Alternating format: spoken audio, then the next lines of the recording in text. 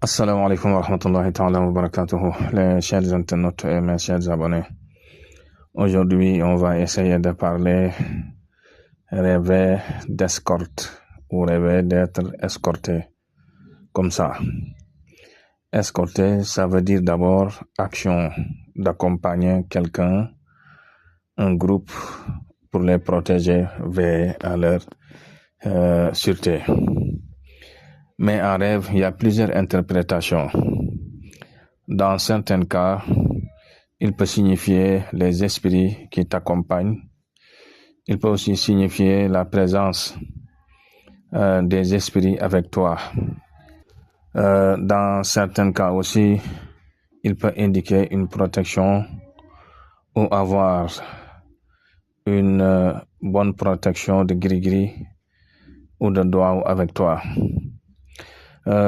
Pour ceux qui pratiquent des zikr, que ce soit salatu ala nabi ou des noms d'Allah, Asma'ullah al-Husna, ou lit beaucoup souvent le Coran, parfois il peut rêver d'un groupe de personnes qui la gardent ou lui venu secours, surtout lorsqu'il rêve quelque chose venu lui faire du mal.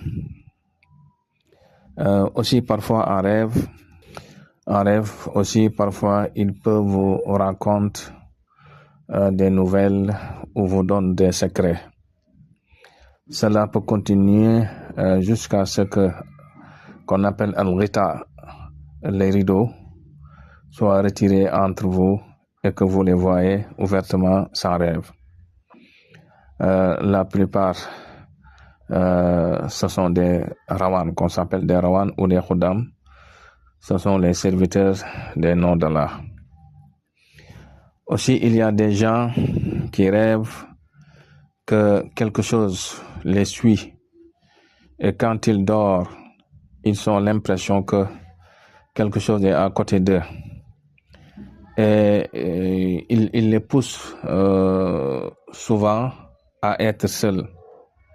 Et ils sentent mal à l'aise lorsqu'ils sont avec des personnes. Donc ce sont des démons de djinn qui vous font cela. Il y avait un malade mental qui se tenait toujours dans un point d'ordure quand il faisait l'azan. Il faisait l'azan souvent. Mais lorsqu'il fut rétabli, on lui a demandé pourquoi tu tenais dans un point d'ordure à chaque fois que tu faisais l'azan. Il a répondu parce que je me voyais que je suis dans la mosquée. Et donc c'est les démons de djinn qui lui faisaient cette illusion. Donc mes chers internautes, n'oubliez pas d'abonner et de partager.